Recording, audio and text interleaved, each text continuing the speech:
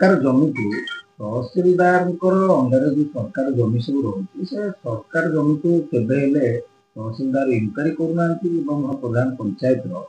नौटा सरकार जमी को ये हलुट हो तहसीलदार को जाकि भेट होगी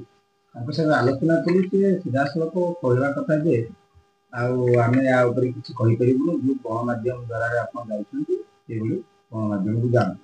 नहीं एटा जदि इमिति हुए तो दुखदायक कथा कारण सरकार घोषणा कला करी सारी हमर प्रिय मुख्यमंत्री श्रीयुत मोहन चरण माझी हमर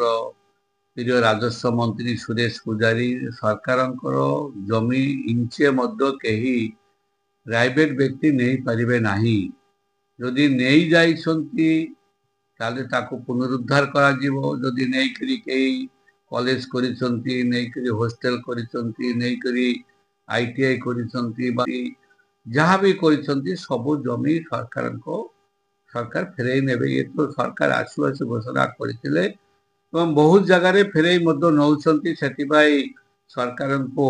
हमर भारतीय जनता पार्टी सरकार को मु साधुवाद देवी जे माने प्राइवेट व्यक्ति माने नहीं जमी हड़प करथिबा को पुनी फेरई आनछंती एबे जो कथा कहले आपण जो पुरान प्रधान रे 848 प्लॉट नंबर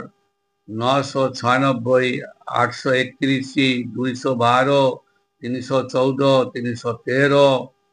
818 239 263 एभली जो 9टी प्लॉट कथा मते देखाउछंती या को मु तहसीलदार को कहबी तुरंत एगुड़ा को इनक्वारी करबा पाई एवं जदि बिल्डर्स माने नहीं सन्ती ताले सेमानक विरुद्ध रे कठोर कठोर कार्यानुष्ठान करा जाऊ कारण जमी बहुत मूल्यवान वर्तमान जयदेव निर्वाचन मंडली रे माने जमीर मूल्य एते बढ़ी जाइछि 18 लाख 20 लाख 25 लाख टंका गुंठ जो जमीर दाम गुंठ थिला 10,000 15,000 एबे वर्तमान 20 लाख पर्यंत 25 लाख गुंठ हो जाइछि आ बिल्डर्स माने छोटिया छोटिया जगह किनी पछरे आगरे थिबा सरकारी जगह मध्य दखल करछंती जो कथा कहले जे अब जो इथे नर्सिंग कॉलेज तैयारी हेछि बा विभिन्न सरकारी मेडिकल जे बेसरकारी मेडिकल तैयारी हेछि ये समस्त वर्तमान समस्त गोटे लक्ष्य हला गोचर जमी को हड़प करिवा सरकारी जमी को हड़प करिवा ये पाई लागिसंती एठी तो माफियार अभाव नाही बाली माफिया माटी माफिया गछ माफिया पत्थर माफिया माफिया वर्तमान जयदेव निर्वाचन मंडली रो पूरा भर्ती हो जाइछन नै आपण देखिथि जो ग्रामीण जंगल को गछ कटा जाय रास्ता करा गला सेतर गोटे बोर्ड मरा गला के देखिया को जाउते कोन ग्राम को रास्ता दिया गला एटा को एई विषय हम एटा ग्राम को रास्ता तो आगुर अछि से रास्ता दिया गला करो सेटा गोटे बिल्डर्स मानको चक्रांत बिल्डर्स माने बर्तन कौन करछि ग्रामवासी माननको पैसा पत्र देई तांकर मुह बंद कर दउछथि ग्रामवासी माने बुझी पारु नांती जे अल्प पैसा देई माने जो बिल्डर्स माने कोटी कोटी टंका लुटुछथि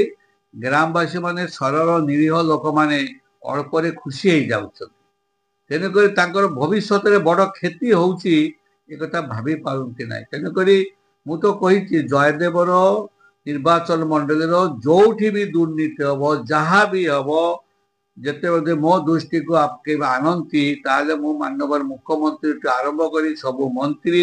एवं सब विभाग को जनईबी एवं विजिलेंस को जनईबी सबुआड़े जनईबी जो अन्याय एठी करबा को दिया जीवो नाही तहसीलदार सीट ऊपर बसुछंती तांको जेतले पचरा जाउची कोनोसी विषय नै तो कौनसी कर्मचारी क्या भी दुर्व्यवहार करने कथा नुह साधारण लोक लोकर पैसा टैक्स पैसा से दरमा पाँच साधारण लोकर टैक्स पैसा आम एमएलए एमपी माने आम भत्ता पाउछु पेंशन पाउछु से माने होउछंती हमर मालिक चाकरियांकर मालिक साधारण आमर जो माने पॉलिटिशियन आमर मालिक भी साधारण जनता जनतार जनता को असम्मान करबा कहार अधिकार नाही यदि करूछंती से माने भूल करूछंती तन करिया उचित नुहे आपण पाखु किछि लिखित आकार किबा कि आसी अभियोग करिसंती पुरन पदार नाही मते तो एई दरखास्त देइसंती पुरान प्रधानर लोक माने जे 9टी प्लॉट वर्तमान हड़प करिसंती बिल्डर्स माने ମୁଁ ୟାକୁ ମାନ୍ୟବର ମୁଖ୍ୟମନ୍ତ୍ରୀ, ରାଜସ୍ୱ ମନ୍ତ୍ରୀ, ଚିଫ୍ ସେକ୍ରେଟାରୀ ଏବଂ ଆରଡିସି କଲେକ୍ଟର ସମସ୍ତଙ୍କୁ ପଠେଇବି, ୟାର ସଠିକ ତଦନ୍ତ ହଉ। ଗୋଟିଏ ଇଞ୍ଚ ଜମି ସରକାରୀ ଜମି କେହି ନ ନିଅନ୍ତୁ। ଲାଲିବତୀ ଗାଡି ତହସିଲଦାର ଆରଆଇ ମାନେ ଏବଂ ବିଡିଓ ମାନେ ଏଟା ଅଲଗା ସମୟରେ ବି ବ୍ୟବହାର କରୁଛନ୍ତି, এটা କେତେ ଦୂର ଆପଣ କଣ ତା ଯେହେତୁ ମୁଁ ଜଣେ ଟ୍ରାନ୍ସପୋର୍ଟ ମିନିଷ୍ଟର ଥିଲି, ମୁଁ ଜାଣେ ଏଇ ଯୋଉ ନାଲିବତୀ ଗାଡିର ବ୍ୟବହାର କେମିତି କରାଯାଏ। ବର୍ତ୍ତମାନ ନାଲିବତୀ ଗାଡି ତ କେହି ବ୍ୟବହାର କରିପାରିବେ ନାହିଁ, ମାନେ ମନ୍ତ୍ରୀ ହଉ ଚାहे ଯିଏ ବି ହଉ, ନାଲିବତୀ ଗାଡି ବ୍ୟବହାର ଉଠି ଯାଇଛି। ବର୍ତ୍ତମାନ ହଳଦିଆ ବତୀଟା କେତେବେଳେ ଲଗାଯାଏ, ଯେତେ ଆଇନ ଶୃଙ୍ଖଳା ମେଜିଷ୍ଟ୍ରେଟ ଡ୍ୟୁଟି ପଡିଲା ସମୟରେ ହିଁ ଲଗାଯାଇ ପାରିବ। ବାକି ସମୟରେ ସବୁବେଳେ 24 ଘଣ୍ଟା ବିଡିଓ, ତହସିଲଦାର বা অন্যান্য অফিসার মানে হলদিয়া বাতি লগাইকি বুলি পারিবে ନାହିଁ। এটা গোটে ଅନ୍ୟାୟ କାମ ହଉଛି, ଭୁଲ କାମ ହଉଛି। ୟାକୁ ଯଦି କ୍ୱେଶ୍ଚନ କରାଯାଏ ସେମାନେ ପାଖରେ ଜବାବ ନାହିଁ। ଯେତେବେଳେ ଲ ଆଣ୍ଡ ସିଚୁଏସନ ଅର୍ଡର ହବ, ଯେତେବେଳେ ମେଜିଷ୍ଟ୍ରେଟ ଦାୟିତ୍ୱ ପାଇବେ, ସେ ସମୟରେ ସେମାନେ ବ୍ୟବହାର କରିବେ। ମୁଁ ବି ମତେ ବି ଆଶ୍ଚର୍ଯ୍ୟ ଲାଗୁଛି ଯେ ଆଜିକାଲି ବିଡିଓ ମାନେ ବି ଗୋଟେ ନାଲିବତୀ, ଏଇ ଯୋଉ ହଳଦିଆ ବତୀ ଧରିକିରି ବୁଲୁଛନ୍ତି। ଏଇଟା କଣ ଆଶ୍ଚର୍ଯ୍ୟର କଥା। ୟା ବିଷୟରେ ଟିକେ ତଦନ୍ତ ହେବା ଦରକାର। এটা বড় ভুল কথা হଉଛି। তহସିଲଦାର ବିରୁଦ୍ଧରେ ଯଦି କିଛି ଅଭିଯୋଗ ଆସେ ତାହେଲେ ଆମେ ନିଶ୍ଚୟ ସେ ବିଷୟରେ ଉଚ୍ଚସ୍ତରୀୟ କର୍ମକର୍ତ୍ତାଙ୍କୁ କହିବୁ ତଦନ୍ତ କରିବା ପାଇଁ। ଲୋକେ ତ ବହୁତ କଥା କହିବେ, ଯାହାର କାମ ହେଇପାରିବ ନାହିଁ ସେ ବିଭିନ୍ନ କଥା କହିବେ, କିନ୍ତୁ ସେ କଥାଟାର ଗୋଟେ ପ୍ରମାଣ ରହିବା ଦରକାର, ବାସ୍ତବତା ରହିବା ଦରକାର। ନହେଲେ ତାକୁ ଆଲିଗେସନଟାକୁ ପରେ ପ୍ରମାଣ କରି ହବ ନାହିଁ। ତେଣୁକରି କାହାଠୁ ପଇସା ନେଇଛି, କିଏ ପଇସା ଦେଇ କାମ କରିନି, କିଏ ପଇସା ଦେଇଛି, କେବେ ଦେଲା, କଣ କାମ ପାଇଁ ଦେଲା, ତ ଜାଣିବାକୁ ପଡିବ। ତଦନ୍ତ ସାକ୍ଷେପ ଅଛି।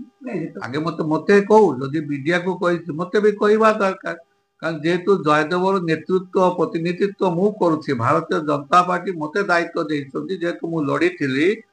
ଏବଂ ଆସନ୍ତା 2029 ପର୍ଯ୍ୟନ୍ତ ମତେ এই ଦାୟିତ୍ୱ ନିଭେଇବାକୁ ପଡିବ, ପାଳନ କରିବାକୁ ପଡିବ। ସେଥିପାଇଁ ଯୋଉଠି ମୁଁ କହିଛି ଖୋଲାଖୋଲି ଭାବରେ ଯେ ଆମ ସରକାର ହଉଛି ଦୁର୍ନୀତି ମୁକ୍ତ ସରକାର। ଆମର ପ୍ରିୟ ମୁଖ୍ୟମନ୍ତ୍ରୀ ଆମର ମୋହନ ଚରଣ ମାଝୀ ଜିରୋ ଟଲାରେନ୍ସ ଦୁର୍ନୀତି ଉପରେ। ତେଣୁକରି ଯଦି କୋଉଠି ଦୁର୍ନୀତି ହଉଛି, କାହାକୁ କିଏ କୋଉ ଅଫିସର ହ୍ରାସ କରୁଛନ୍ତି, ହଇରାଣ ହରକତ କରୁଛନ୍ତି, ସେମାନେ ଖୋଲାଖୋଲି ଭାବରେ ଟେଲିଫୋନ ମାଧ୍ୟମରେ ଜଣାଇ ପାରିବେ, ଆସିକିରି କହିପାରିବେ, ଲିଖିତ ଦେଇପାରିବେ। এটা ଓପେନ ଫର ଅଲ୍, କିଛି ଅସୁବିଧା କିଛି ନାହିଁ। ଏଇ ଯୋଉ ଲୋକମାନେ ଆସି ମତେ ଅଭିଯୋଗ ଦଉଛନ୍ତି, ମୁଁ ୟାର ସତତା ପାଇଁ, ୟାର ଇନକ୍ୱାରି କରିବା ପାଇଁ ତହସିଲଦାରକୁ ପଚାରିବି। ଯଦି ମତେ ସନ୍ତୋଷଜନକ ଉତ୍ତର ନ ମିଳିଲା ତାହେଲେ ୟା ପାଇଁ ମାନ୍ୟବର ମୁଖ୍ୟମନ୍ତ୍ରୀ ଅଛନ୍ତି, ମାନ୍ୟବର ରାଜସ୍ୱ ମନ୍ତ୍ରୀ ଅଛନ୍ତି, ଆରଡିସି ଅଛନ୍ତି, କଲେକ୍ଟର ଅଛନ୍ତି। ସେମାନେ ଯୋଉ ଅଭିଯୋଗ ଲିଖିତ ଆକାରରେ ଦେଇଛନ୍ତି ତାର ତଦନ୍ତ ପାଇଁ, କାର୍ଯ୍ୟାନୁଷ୍ଠାନ ପାଇଁ ମୁଁ ପଠେଇଦେବି।